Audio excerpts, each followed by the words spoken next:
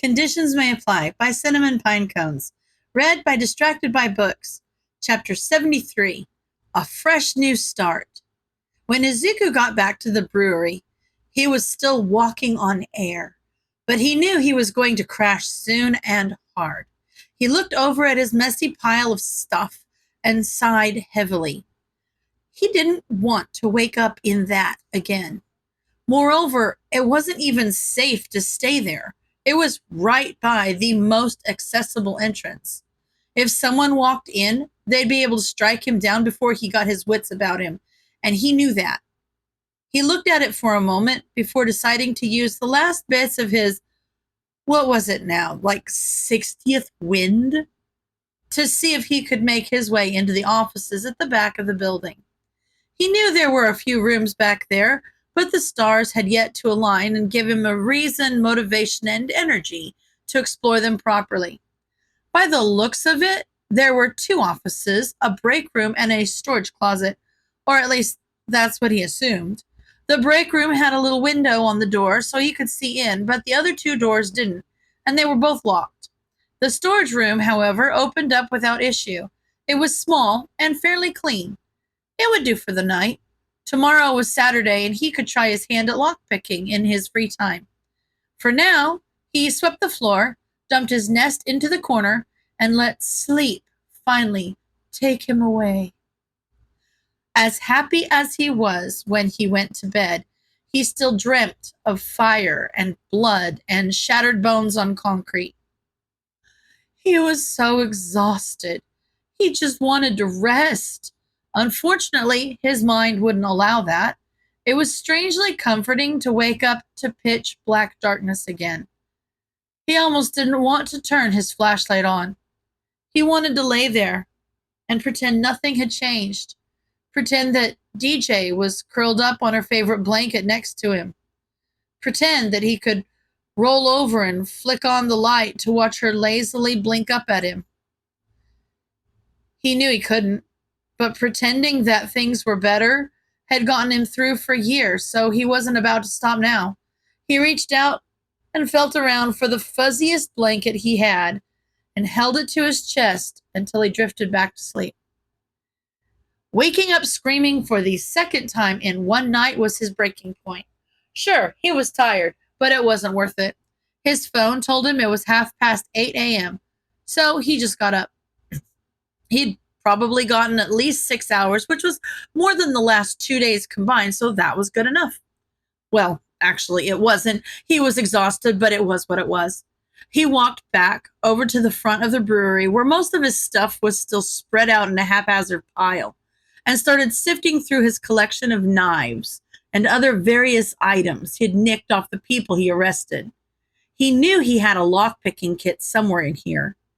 He had started taking knives as a bit, but it had gotten a little out of control over the last 2 years, so it was going to take a while to sort through it all. He had the rest of the day to organize everything now that he wasn't obsessively stalking Block 8. Kami. He was going to have a lot of time on his hands now, wasn't he? Whatever, one problem at a time. First order of business, getting those doors open. Lockpicking was not a natural talent of his, unfortunately. He'd have to practice more. He was glad he didn't have to resort to this last night to get into that filing cabinet room in Block 8, because he knelt there for a solid 15 minutes before he managed to get the door open. It did appear to have been an office. There were stubby little windows lining the upper walls on the far side of the room, so there was enough natural light to see fairly well. It was very dusty, but there was a desk and some cabinets and even a couch. Oh, sweet heavens. There was a couch? He'd been waking up on the concrete floor 60 yards away from a couch? Please tell me there's no bed bugs. Please tell me there's no bed bugs. He chanted under his breath as he clicked on his flashlight to inspect the cushions closely. Heck yes! He screeched after scouring the dark blue cushions and finding nothing but dust and a couple of spiders, which he promptly evicted. He immediately threw himself on it and sprawled out. Calm. This was so comfy. His reverie was cut short by a bout of sneezing. Okay, clean first, bask later. He took some time to try and pick the lock on the other room, but after about 20 minutes and one frustrated kick, he realized it wasn't even locked.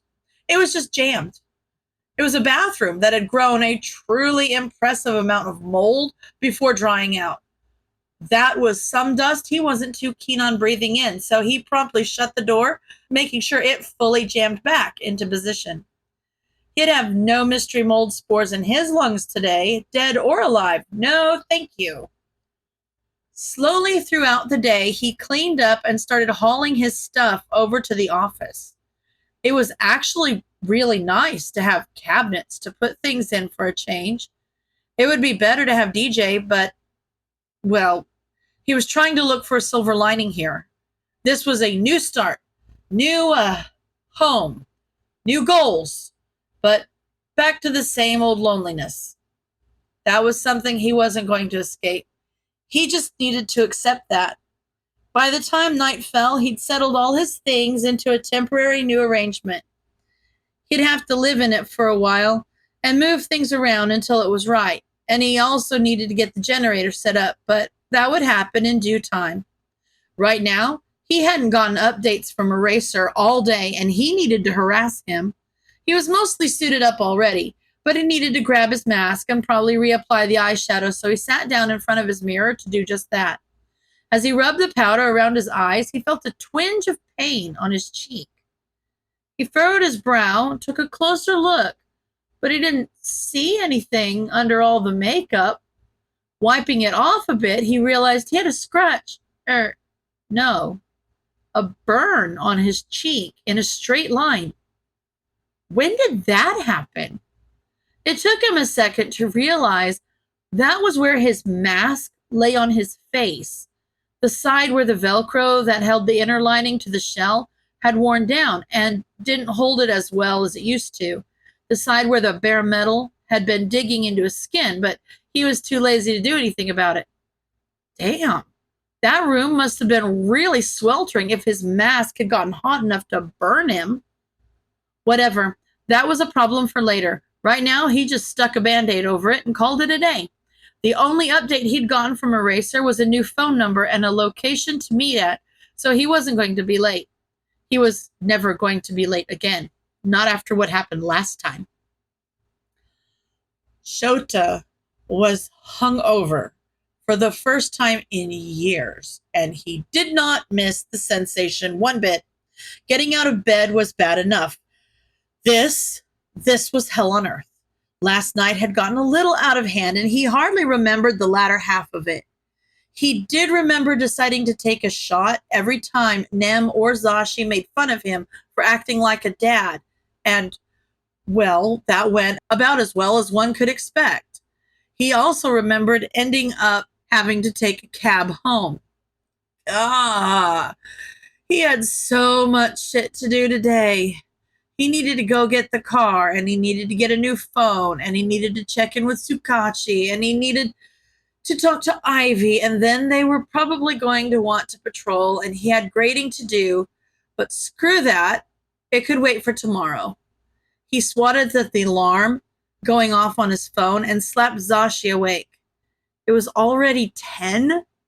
The cats were not going to be happy about missing breakfast. Zashi's dramatic groan told him they weren't doing much better than he was. Leaning over his husband, he grabbed his hearing aids and forcibly stuffed one in his ear while he half-heartedly attempted to bat his hands away. He was such a drama queen. Zashi, it's already 10. Cats need to eat, and I have errands to run. He grumbled, his voice still rough from sleep. Zashi spent a few more seconds groveling in bed before he forced himself up to go feed the gremlins while Shota brushed his teeth. He accidentally dropped the toothpaste cap into the bathtub as he tried to put it back on. It was going to be a long day. 3 hours and 2 coffees later, he had acquired his car and a new phone, which, after texting Zashi his new number, he immediately used to text the detective, both for an update on the case and Ivy's number. He had his contacts backed up on his computer, but that was at home, and he was waiting to pick up lunch that Zashi had ordered for them from that Thai place down the road.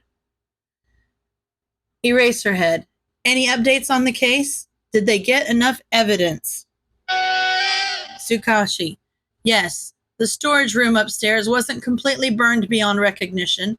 Most of the files were useless by the time the fire was doused, so the pictures they set were very helpful, but the support gear wasn't going to burn, and that was enough evidence on its own to keep the people we had detained for long enough for us to pin something on them.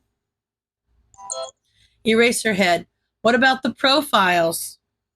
Tsukauchi. I haven't gotten the chance to look through them all yet.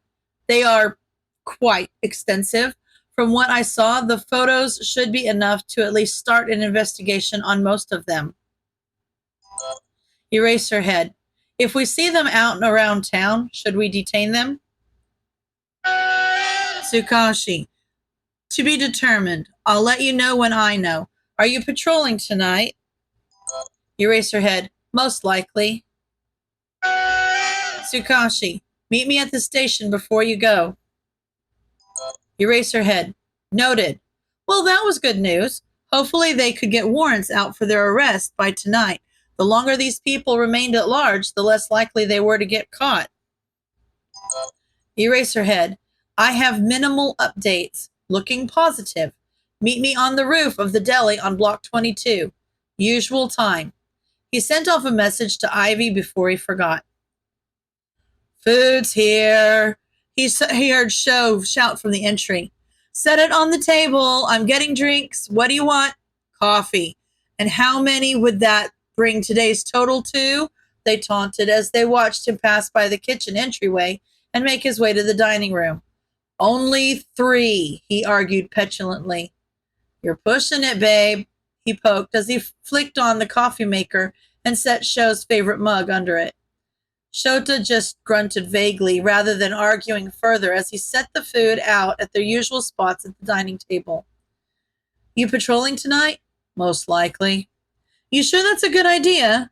We didn't arrest even half of the profiles that Ivy sent, and this is going to piss them off more than anything else you guys have done before, he warned. He had no doubt Shota knew that, but he was worried about him. He had a tendency to run into things with no regard for his own well-being. As long as he could save someone, his pain was worthy sacrifice. He'd been doing his best to beat that mentality out of himself for years, but it was a hard-fought battle and one that he was always going to lose if his loved ones were the ones on the metaphorical chopping block. For better or for worse, Ivy was one of those people, and unfortunately for all 3 of them, Ivy lived on the metaphorical chopping block. No, I don't think it's a good idea, but I'm meeting with Tsukauchi before I go out. And if he gives us the go-ahead to detain any of the people Ivy has profiles on, then it's better to get them before they have the chance to make a run for it, he admitted. That kid had a way of constructing impossible situations, scenarios where there was no correct choice. Hizashi wondered how they dealt with that. He'd been thinking about them all day. It'd been a year of hearing about them from Shota, and they finally got the chance to meet them. They'd seemed more than a bit nervous around Nem and him, but they were so at ease with Shota. They teased and poked at one another like a well-practiced dance. They were smart and funny and endearing. Shota so clearly adored them, and Hizashi could see why. I don't think you should go out if you don't get that clearance, Sho, he responded as the coffee maker started sputtering out a serving. I know, but I still need to touch base with Ivy. Yeah, all right. Just be careful, please, they relented after a moment. I will, Shota assured them as they set their drinks down at the table. Aizawa waltzed into his office like he owned the place and immediately made a beeline for the coffee maker like he always did. Good evening to you too, Eraserhead. Please, help yourself, he taunted, barely glancing up from his computer. Aizawa ignored him completely as the machine brewed a cup. He didn't acknowledge him at all until he downed half of it, sat down in front of his desk, and looked at him with a raised eyebrow. Charming as ever, Eraser, he quipped dryly before continuing. We've got a warrant out for the arrest of anyone Ivy got photographic evidence of, which is most of the profiles they sent over. I put it in as an anonymous tip, and no one has challenged me on that yet. We're treating all the information included as a starting point rather than actual evidence, but I'm sure any investigation we do will only verify their findings. Everyone arrested last night has enough evidence for a conviction, and they'll be seeing a few years of jail time at the very least. This was good work, he conceded. Don't tell them that.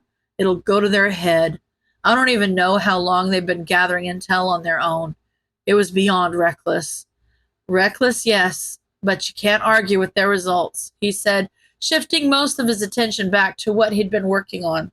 I can and I will, Aizawa retorted. Yeah, fair enough, he agreed with a humorless laugh. They looked all right last you saw them. They gave you the SD cards after you left the scene, right? He asked, looking back up from his screen. Yeah, I met up with them. They're fine. There were a couple of holes burnt through their sleeves and one of their pant legs, but they'd already patched it up and it didn't affect their movement, so I assume it was not severe. He let out a sigh and rubbed his eyes at that. He worried about Ivy more than he'd like to admit. They were a little shit and a terror, but they had a good heart and they did good work. That's good, I suppose. It could have been a lot worse, he mused. Yes, it very well could have been. Aizawa grumbled as he stood to leave. Now Masa couldn't help but huff out a laugh at that. You sound like you're about to go beat their ass, he joked. No comment. Aizawa shot over his shoulder as he shut the door behind him.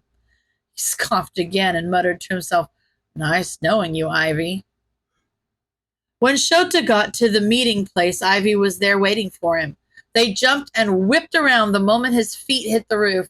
There was fear in their eyes for a split second before the corners of them crinkled up the way they did when he knew they were smiling.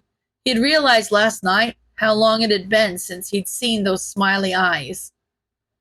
Just came from a meeting with the detective, and I've got even more good news than I thought I would, he said as a greeting. They looked to be positively vibrating with excitement as they demanded him to spill the beans immediately. Everyone arrested has more than enough evidence for a conviction, and any of the profiles you have with photographic evidence attached to them has a warrant out for their arrest, he explained before the kid passed out. They whooped and hollered as quietly as they could while jumping around the rooftop and shaking their fists in triumph. They looked like a little kid in a candy shop after you told them they could get whatever they wanted, and Shota couldn't help the smile that crept across his face. They'd worked hard for this. It might have been stupid and reckless, but they worked hard.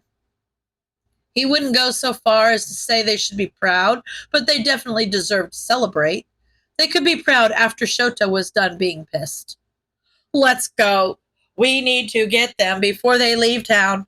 It's already been nearly 24 hours, they asserted as they made their way toward the edge of the roof to start patrol. They didn't get very far before they tripped and fell, barely catching their face from hitting the rooftop when Shota snared their ankle with his capture scarf. Propped up on their elbows, they looked back at him with a heated glare. Eat first, he reminded them as he handed one of the bentos looped to his belt over to the kid.